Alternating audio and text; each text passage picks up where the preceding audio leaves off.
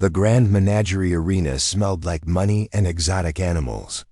Thousands of beings from across the galaxy packed the circular stands, their voices creating a constant buzz of excitement. Holographic displays floated above the central platform, showing close-up views of each creature brought out for sale. Daniel West sat in the cheap seats near the back, surrounded by wealthy traders who wore clothes that cost more than his entire ship. He wiped sweat from his forehead and tried to ignore the judging looks from a galleon merchant beside him. Humans were rare out here in the frontier markets, and poor humans even more so. The auctioneer, a being with 4 arms and bright orange skin, gestured dramatically as another war beast sold for an enormous sum. The crowd cheered as a sleek predator from the ice moons was led away by its new owner, a military contractor who had bid without hesitation. "Next, we have Lot 247, the auctioneer announced, though his voice had lost some of its enthusiasm.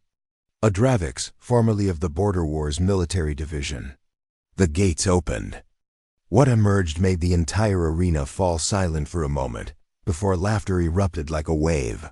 The creature was massive, easily the size of 3 grown humans put together. Its body was covered in overlapping scales that should have gleamed like polished metal, but instead looked dull and gray. 6 limbs should have carried it with deadly grace, but the right foreleg dragged uselessly, twisted and scarred from old injuries. One eye was clouded white, and deep scars covered its flanks and neck. "This is Asher," the auctioneer said, sounding almost apologetic. "Veteran of 32 combat operations. Injured 3 years ago in transport accident. Fully trained in protection, combat, and tactical support. Fully trained to fall over." Someone shouted from the crowd. Laughter rippled through the arena. A Vathian general in the front row stood up, his mandibles clicking in disgust. "This is an insult. That creature should have been put down years ago. Look at it, it can barely walk." More voices joined in. "Waste of space, should be turned into protein paste. Who would buy that wreck?" Daniel watched Asher carefully while others mocked. The Dravix stood in the center of the platform, bearing the humiliation without moving. Its good eye swept across the crowd with clear intelligence. There was pain in the way it held itself, yes, but also something else. Dignity. Pride. The creature knew exactly what was being said about it. The auctioneer cleared his throat.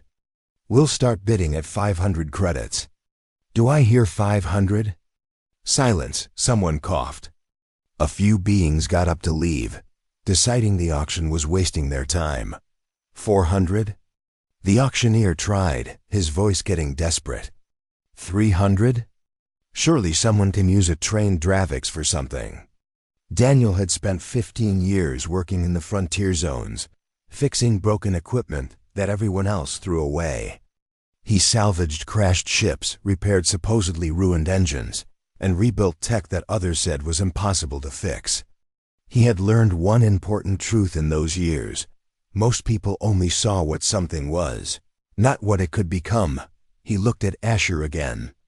The damaged leg was bad, but the other 5 limbs appeared functional. The clouded eye was likely treatable with proper care. The scales had lost their shine from malnutrition, not disease. Most importantly, that look in the creature's good eye showed a mind that was still sharp. Still aware, still capable. Daniel raised his hand. The arena went quiet again. Then erupted in even louder laughter. "The human!" Someone shouted with glee. "The human wants it." 200 credits, Daniel said clearly, meeting the auctioneer's surprised gaze. 200 credits from the gentleman in Section 9, the auctioneer said quickly, clearly wanting this embarrassment to end. "Do I hear 250? No? Going once, going twice, sold to the human for 200 credits. The gavel came down. The laughter continued. Daniel ignored it and made his way down to the platform level to complete the transaction. His credit chip had barely enough to cover the cost and the processing fees. But he managed. When he approached Asher, several arena workers backed away nervously. Draviks were predators after all, even broken ones. "Easy," Daniel said quietly, stopping a few steps away. "I'm Daniel. I just bought you, which means you're coming with me. I won't hurt you if you don't hurt me, deal?" Asher stared at him with that penetrating good eye. Several long seconds passed. Then, slowly, the Draviks lowered its head slightly. Not submission, but acknowledgement. "Good enough," Daniel said. The arena provided a basic collar and lead, but Daniel didn't use them. He simply started walking toward the exit, and Asher followed. The creature's gait was painful to watch, dragging that ruined leg with each step, but it kept pace. They passed through the service tunnels beneath the arena. Station security guards smirked and whispered to each other as they went by. One called out, "Hey human, you know that thing's just gonna die on you, right?" Waste of credits. Daniel kept walking. They reached his ship in the lower docking levels, a beat-up cargo hauler that had seen better decades. The cargo bay was empty except for some basic supplies and his repair equipment. "This is home," Daniel told Asher, opening the bay doors wider. "Not fancy, but it's dry and warm. There's protein rations in those containers if you're hungry." Asher limped into the cargo bay and immediately moved to the far corner, as far from Daniel as possible.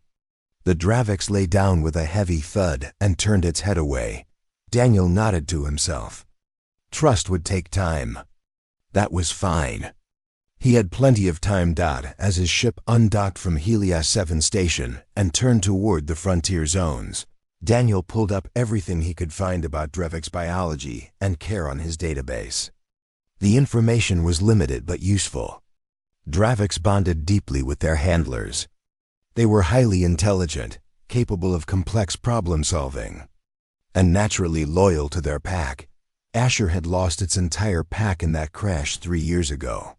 "Well," Daniel said to the empty cockpit, "looks like you've got a new pack now. Just you and me. We'll figure this out." Behind him in the cargo bay, Asher's good eye opened slightly at the sound of his voice, then closed again. The ship jumped to hyperspace, carrying a broken war beast and a human salvager toward an uncertain future that neither could have predicted. 3 weeks of silence filled Daniel's salvage station. The converted mining platform hung in empty space far from any major trade routes, surrounded by the wreckage of old battles and abandoned ships. Perfect for someone who made their living from things others threw away. Asher stayed in the converted cargo bay that Daniel had set up as living quarters. The Draviks barely ate, barely moved, just lay in that same corner day after day. Daniel left food and water, checked on the creature twice daily, and otherwise gave it space. On the 23rd day, something changed. Daniel was in the main repair bay, wrestling with a plasma coil he had salvaged from a derelict freighter. The component was valuable if he could get it working, but it weighed nearly 200 kilograms, and his mechanical loader had broken down that morning. He was trying to shift it manually, muscles straining, when he heard the heavy footsteps behind him. Asher emerged from the living quarters, moving slowly on 5 legs. The Draviks approached the plasma coil, studied it for a moment, then used its powerful tail and good foreleg to push the component into the position Daniel had been struggling to reach. Daniel stood there, breathing hard, surprised. "Thanks," he said simply. Asher made a low rumbling sound and turned back toward its quarters. But this time, instead of retreating all the way inside, the creature settled just outside the doorway where it could watch Daniel work. That became their new routine. Daniel would work on his salvage projects, and Asher would watch. Occasionally, Daniel would talk while he worked, explaining what he was doing, even though he had no idea if Asher understood or cared. "This sensor array is from a scout ship," Daniel said one afternoon, holding up a damaged circuit board. "Looks fried, but I think I can bypass the burned sections. Someone will pay decent credits for working sensors out here. People need to see trouble coming before it arrives." Asher's good eye followed his hands as he worked. "You know, Daniel," continued, setting down his tools, "I've been reading about your species. Dravix bond with their handlers, form packs. You lost yours in that crash, didn't you?" The Dravix's scales rippled slightly, the first real reaction Daniel had seen beyond basic movement. "Yeah," Daniel said quietly. "That's what I thought. I'm sorry. Losing people you care about is hard." He went back to work, but his mind was churning. Asher wasn't just physically injured. The creature was grieving, had been grieving for 3 years while being used and discarded by people who only saw a damaged product. That night, Daniel started sketching. His technical education was limited, but he had learned engineering through practical necessity over 15 years of frontier salvage work. He pulled up every schematic of Dravix anatomy he could find in the station's database and began designing a prosthetic limb. The challenge was enormous. The prosthetic needed to interface with Asher's nervous system, support the creature's massive weight, and withstand the stress of a predator's movements. But Daniel had parts. He had hydraulic actuators from ship, landing gear, neural interface pads from pilot helmets, reinforced plating from military hull armor. He could make this work. Over the next 2 weeks, Daniel fabricated the prosthetic in the repair bay. Asher watched every step, sometimes moving closer to observe the details. Daniel found himself explaining his design choices, showing Asher each component. "This actuator will respond to nerve signals," he said, holding up the cylindrical mechanism. "It won't be as good as your original leg, but it should work. The sensors here will give you feedback so you can feel pressure and weight distribution." Asher leaned forward, sniffing the device carefully. Finally, the prosthetic was ready. Daniel approached Asher slowly, carrying the artificial limb. "I need to attach this to your damaged leg," he said. "It's going to feel strange, maybe uncomfortable at first. I'll go as slow as you need. If you want me to stop, just let me know." Asher pulled back initially, a reflexive response from too many painful medical procedures in military facilities. But Daniel sat down on the floor, making himself smaller, less threatening. He laid out every piece of the prosthetic between them, showing Asher exactly what he intended to do. "No surprises," Daniel said. "No secrets. I'm trying to help." Several minutes passed. Then Asher slowly extended the damaged foreleg. The fitting process took 3 hours. Daniel had to make constant adjustments, monitoring Asher's reactions to ensure nothing caused pain. The neural interface required precise calibration to match Asher's nervous system. He worked carefully, patiently, talking the entire time to keep Asher calm. "Almost done," he said, making a final adjustment to the connection collar. "This is the activation sequence. Ready?" He pressed the power stud. The prosthetic hummed to life. Hydraulics engaged smoothly. The neural interface synchronized with a soft beep. Asher jerked in surprise, and the artificial limb responded, flexing naturally. "Try standing," Daniel suggested, moving back to give space. Asher rose slowly, testing weight on the new limb. It was awkward, the calibration still rough, and the creature nearly toppled sideways. But Daniel had built stability supports into the design, and they engaged automatically to maintain balance. For the first time in 3 years, Asher stood on 6 legs.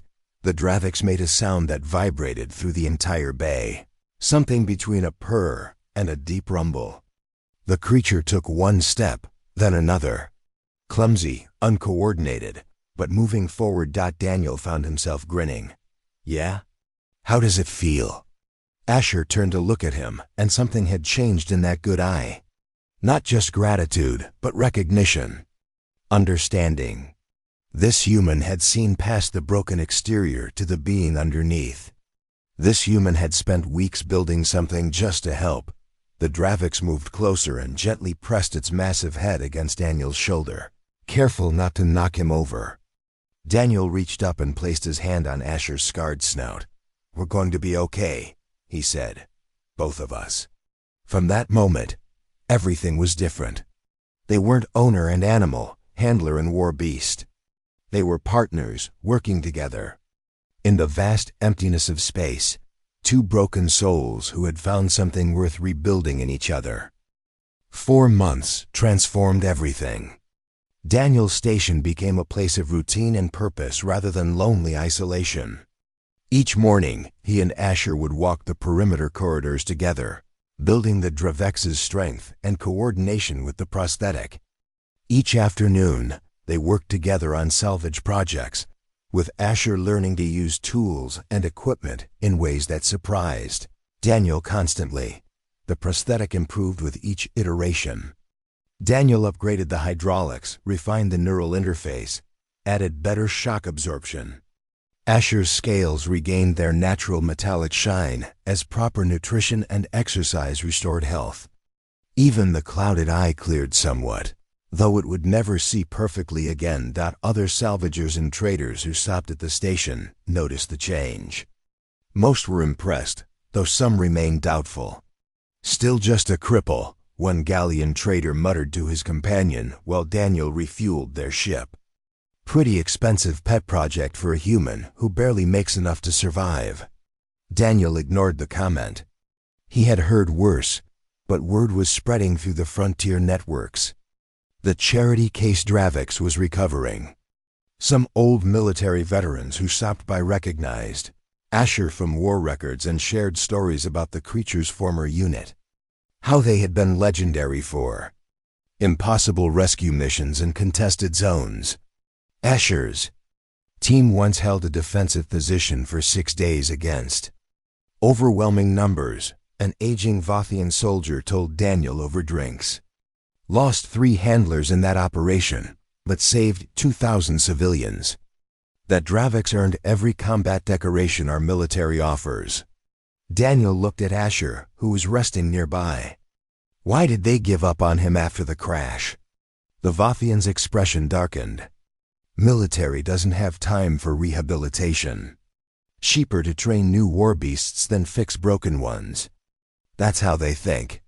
That conversation stuck with Daniel for days. The test came on a quiet afternoon.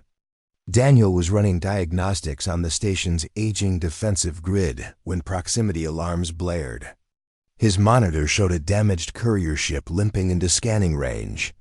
Pursued by 6 assault drones bearing pirate markings, the courier's pilot broadcast on emergency channels, "Any station in range. I'm carrying medical supplies for Outpost 7. Unarmed. Those drones are trying to strip my cargo. Please, there are sick children waiting for these supplies." Daniel rushed to his communication panel. "Courier ship, this is Salvage Station 42. Dock at my bay. I'll cover you."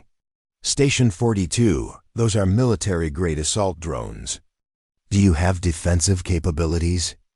Daniel looked at his weapons readout.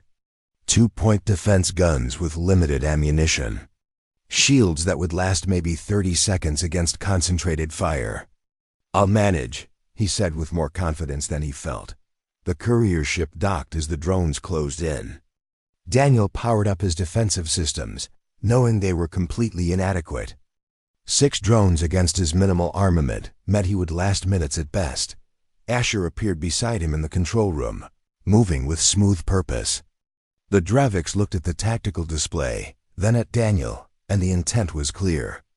Asher wanted to fight. "Out there?" Daniel asked. "In space?" Asher moved toward the airlock. Daniel had upgraded the prosthetic with small, maneuvering thrusters for zero-gravity work around the station, but he had never imagined using Asher in actual combat. Yet the Dravix was already at the airlock door, waiting. "Your body is designed for vacuum," Daniel said, more to himself than Asher. "Military Dravix were deployed in space operations. But you haven't fought in 3 years." Asher turned to look at him. That good eye held absolute certainty. Daniel made his decision. He opened the outer cargo bay, giving Asher access to the space around the station. "Go, but come back in one piece." The Dravix launched into the void.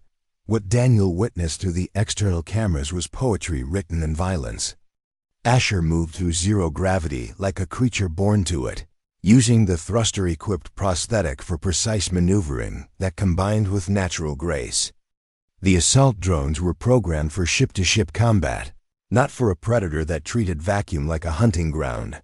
Asher's tactics were flawless. The Dravix used the station's bulk for cover, striking from unexpected angles. Those massive jaws, reinforced by evolved bioarmor, tore through drone hulls. The powerful tail smashed sensor arrays. Each move was calculated, efficient, drawing on years of military training that muscle memory had never forgotten. The first drone died in seconds, torn apart. The second tried to flee and was caught mid-turn. The third and fourth attempted coordinated fire, but Asher was already inside their firing pattern, dismantling them before they could adjust. The final two drones retreated, broadcasting distress signals. Asher pursued relentlessly, destroyed one, and let the last flee back toward its pirate base. A warning, Daniel realized. A message that this station was not easy prey. Asher returned through the cargo bay, barely winded, scales gleaming in the station's lights. The prosthetic had performed perfectly, covered in scorch marks, but fully functional. The courier pilot was stunned. That was incredible. I've never seen anything move like that in zero-G combat.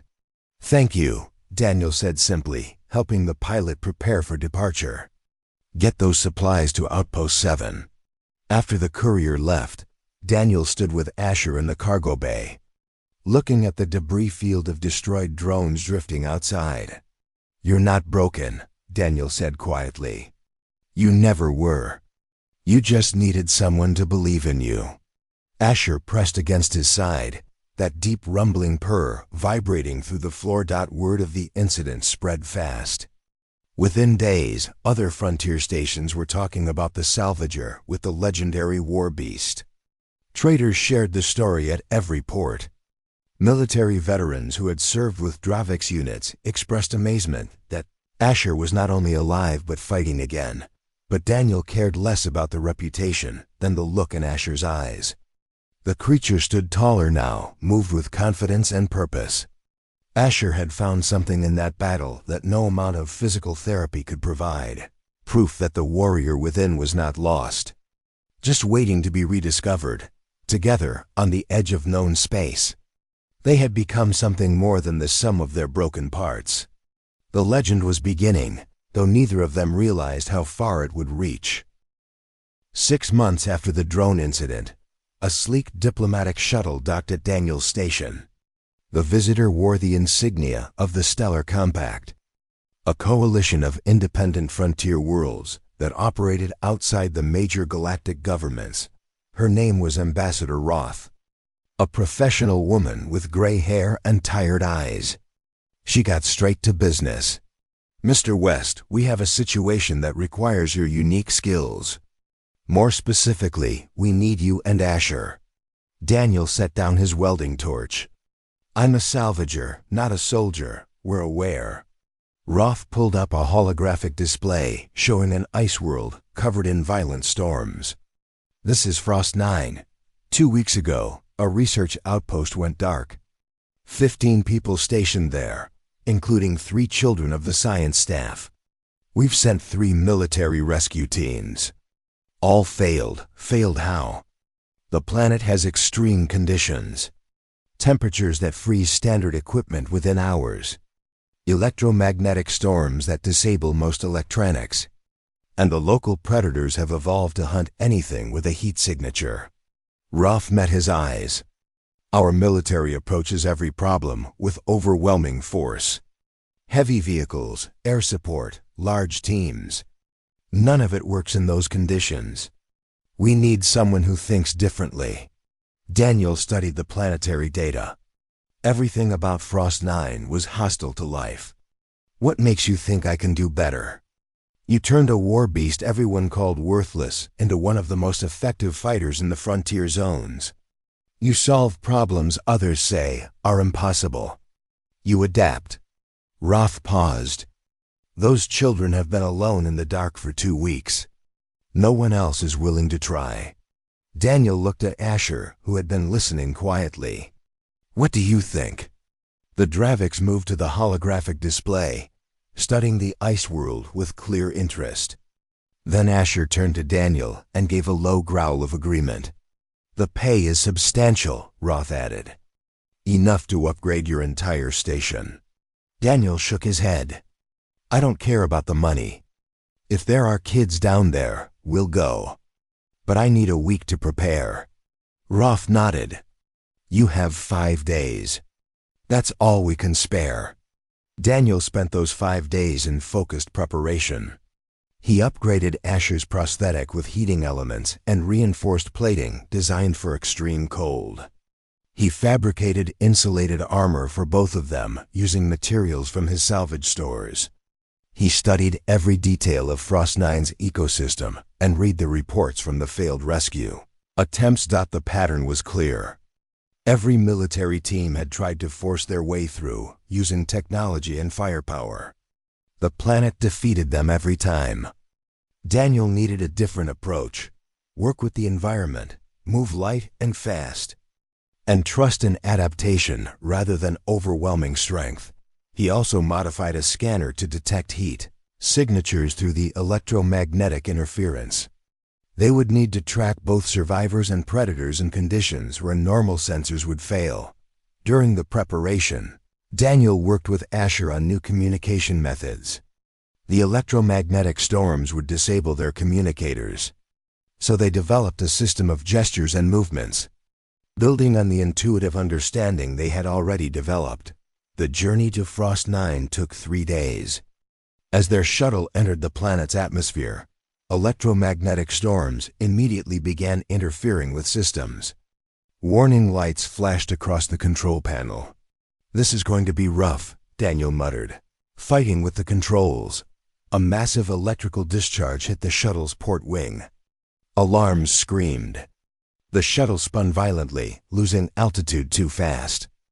Daniel managed to level out enough for a controlled crash landing, but they hit the ice hard, skidding across the frozen surface for 200 meters before stopping. Daniel checked himself for injuries, found nothing serious, and looked at Asher. The Dravix was already on its feet, unbothered by the crash. 15 kilometers to the outpost, Daniel said, checking his scanner. In this storm, that's at least 8 hours of walking. They emerged into Frost 9's brutal environment. The temperature was -80 Celsius, and wind-driven ice crystals felt like flying razors against any exposed surface. The storm reduced visibility to barely 20 meters. Daniel's insulated suit kept him alive, but it was still misery. Asher, with scales designed to handle extreme conditions and the upgraded prosthetic providing additional heating, managed better. They had walked for barely an hour when the scanner detected movement. Multiple heat signatures, approaching in a coordinated pattern. "Predators," Daniel said, raising his thermal rifle. "Stay close." 6 creatures emerged from the storm, moving on 4 legs with bodies low to the ground. Their fur was white, perfectly camouflaged against the ice, and their teeth were crystalline structures that caught the dim light. Frost stalkers, according to the research data. Pack hunters that killed through coordinated attacks. The pack expected easy prey. They had never encountered a Dravix. Asher moved with explosive speed, closing the distance before the lead stalker could react. The impact sent the predator tumbling across the ice. The pack scattered, reassessing this unexpected threat. Daniel fired at one stalker that tried to circle behind them, the thermal round hitting center mass. The creature yelped and retreated into the storm. The remaining stalkers attacked together, trying to overwhelm through numbers. But Asher had fought coordinated enemies before. The Dravix used superior size and strength, combined with tactical awareness, to control the engagement.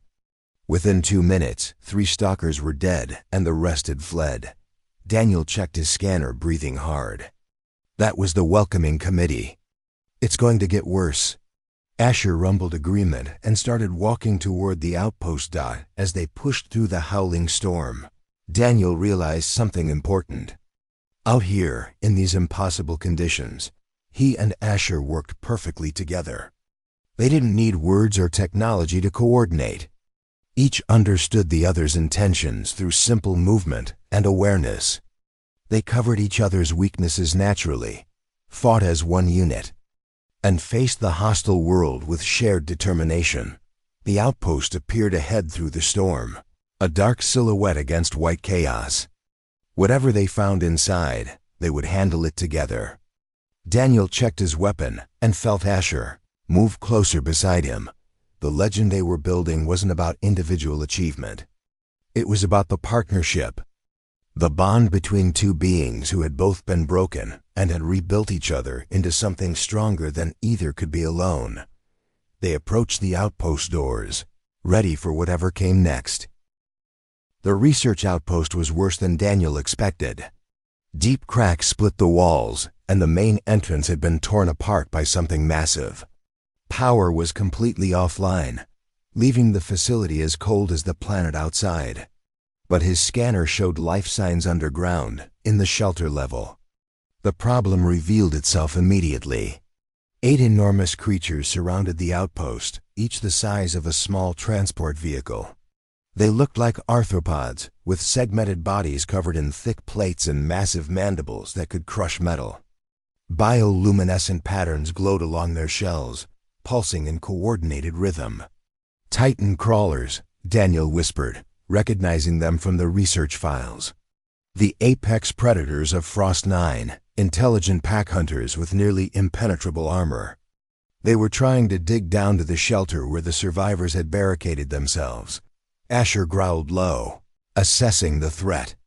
8 against 2, with each enemy 3 times larger than the Dravix. Impossible odds by any reasonable calculation. Daniel studied the situation carefully, forcing himself to think past the fear. The military teams had tried direct assault and been overwhelmed. He needed a different approach. He noticed how the Titan crawlers moved in response to each other, how they paused when one of them shifted position. Pack behavior, but more than that. They were coordinating through the bioluminescent pulses, communicating. They're attracted to heat and vibration, Daniel said, thinking out loud. And they're territorial. Asher, we can't fight them all at once. We need to split them up. He began pulling equipment from his pack, assembling improvised thermal beacons using power cells from their crashed shuttle and heating elements from his repair kit. He set them in a wide perimeter around the outpost, creating multiple heat sources that would confuse the crawler's senses. I'll activate these in sequence, Daniel explained to Asher, sketching his plan in the ice. It'll draw them away from the entrance, but not all of them. The Alpha, the big one with the brightest patterns, it'll stay. That's your target. You. Engage it. Keep it focused on you. Lead it away from the outpost. I'll get inside, reach the survivors, and get them to the extraction point. Asher understood. The Dravix moved into position, muscles tensing. Daniel activated the first beacon. The Titan crawler nearest to it stopped digging and turned toward the new heat source. A second beacon activated, then a third. The pack began to disperse, drawn by what they perceived as multiple threats or potential prey. But the Alpha remained, just as Daniel predicted. It was 50% larger than the others, its bioluminescence pulsing with authority. Asher charged. The roar that erupted from the Dravix carried across the frozen wasteland, a challenge that couldn't be ignored. The Alpha turned from the outpost, mandibles clicking in response, and met Asher's charge head-on. The collision would have killed most creatures. Asher used momentum and precision, targeting the Alpha's leg joints where armor was thinner.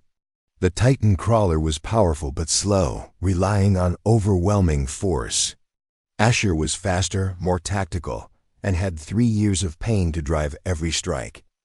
Daniel ran for the outpost entrance while the battle raged behind him. He found the shelter access in the lower levels and manually overrode the emergency locks, using techniques learned from years of salvage work. Inside, 15 people looked up at him with exhausted, hopeful faces. Dr. Oren, the head researcher, stood protectively in front of the three children.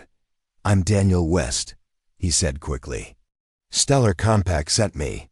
We need to evacuate now, through the maintenance tunnels to the eastern ridge. There's an extraction point there." "The Titan crawlers," Dr. Oren said. "They're outside. They've been trying to get in for 18 days. My partner is handling them. We need to move." He led the survivors through the underground maintenance network, a maze of corridors he had memorized from the outpost schematics. Behind them, the sounds of combat echoed through the ice. Asher was fighting brilliantly, but taking damage.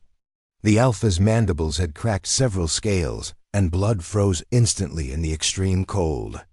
Two other crawlers had returned, responding to the Alpha's distress signals.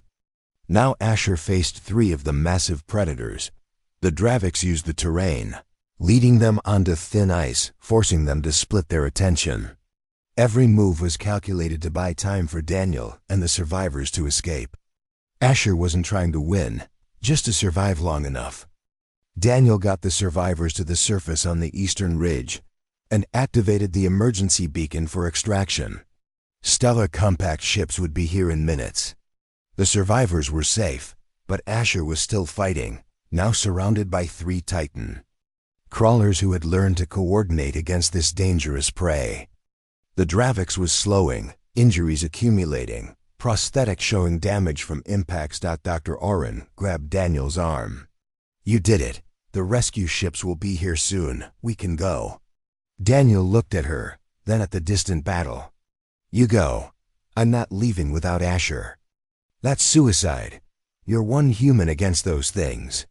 "Asher came out here for those kids," Daniel said, checking his weapon.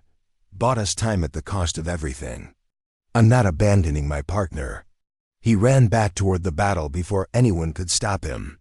The Titan crawlers had Asher pinned against an ice formation, closing in for the kill. The Dravix was still fighting, but clearly reaching the end of its strength. Daniel opened fire, thermal rounds hitting the nearest crawler's sensory organs. The creature recoiled in pain, attention shifting to this new threat. "Hey!" Daniel shouted, running closer. "Over here! Come get me!" Asher's good eye found him through the chaos. For a moment, there was something like shock in that gaze. The human had come back. When everyone else would have fled to safety, Daniel had returned. The extraction ships appeared overhead, searchlights cutting through the storm. But they couldn't land while the crawlers were active, couldn't risk the creatures destroying the ships. Daniel stood beside Asher, back against the ice, facing three apex predators with a nearly empty rifle. The Dravix, wounded and exhausted, still positioned itself protectively in front of him. "Together," Daniel said. "Whatever happens, we face it together." Asher rumbled agreement, and they prepared for the final stand. Above them, the rescue coordinator was screaming into the radio about clearing the landing zone. Daniel ignored it, focused entirely on the creatures in front of him and the partner beside him. They had come here to save lives, mission accomplished. Everything after was borrowed time, and Daniel found he was okay with that. The rescue coordinator made a split-second decision. Orbital strike capability existed for exactly these situations, and the positioning was perfect.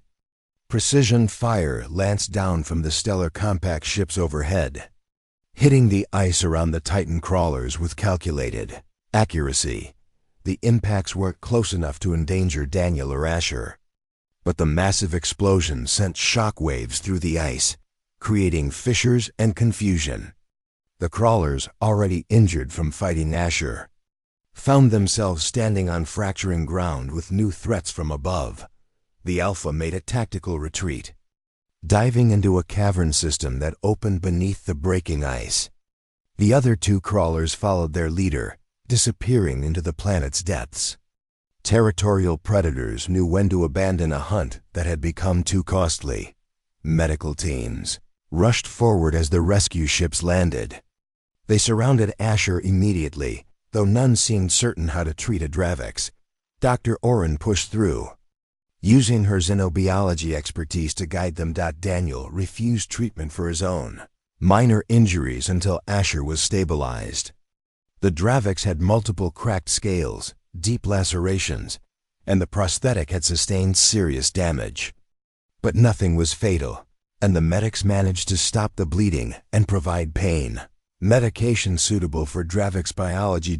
As they loaded everyone onto the transport ships, the rescue coordinator approached Daniel with an expression mixing respect and disbelief. "What you did was insane," she said. "Running back into that situation alone." "Wasn't alone," Daniel replied, watching medics carefully move Asher onto a medical platform. "I had my partner. The recordings from our ship sensors are spreading across every network in the frontier. A human and a supposedly broken war beast holding off apex predators to save 15 civilians. People are calling it the most incredible rescue operation in decades." Daniel didn't care about fame. He only cared that Asher was alive. 3 weeks later, they were back at Helios 7 station for repairs and resupply. Daniel had spent most of that time rebuilding the prosthetic to better than it had been before. Incorporating lessons learned from Frost 9's extreme conditions, the reception at Helios 7 was completely different from their first arrival. Traders and officials who had mocked them now offered greetings and respect. The station administrator offered free docking and priority service. Several military contractors tried to approach with job offers that Daniel politely declined. Then the invitation arrived from the Grand Menagerie Arena. They wanted Daniel and Asher to appear at an exhibition honoring legendary war beasts. Daniel's first instinct was to refuse, but Dr. Oren, who had remained in contact, convinced him otherwise. "The galaxy needs to see this," she said over the communication link. "Needs to see what you two have become. It matters."